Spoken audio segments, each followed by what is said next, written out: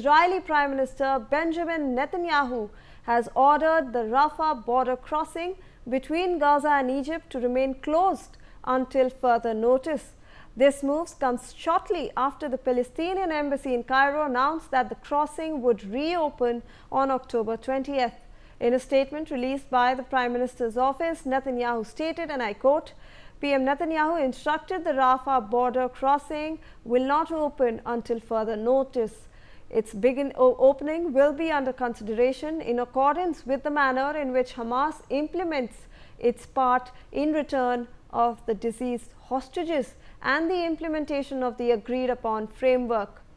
The Rafah border crossing is the only exit point from Gaza not directly controlled by Israel, making it a crucial humanitarian and logistical lifeline for the residents of the besieged enclave. It has been periodically closed amid the ongoing conflict, depending on political and security conditions. So Aditya, now we are seeing that even though the Palestinian embassy in Cairo had stated that the Rafah border crossing might be open from Monday, now we are seeing that Israeli Prime Minister has stated that this will remain closed until and unless Hamas actually follows through all the points mentioned in the ceasefire.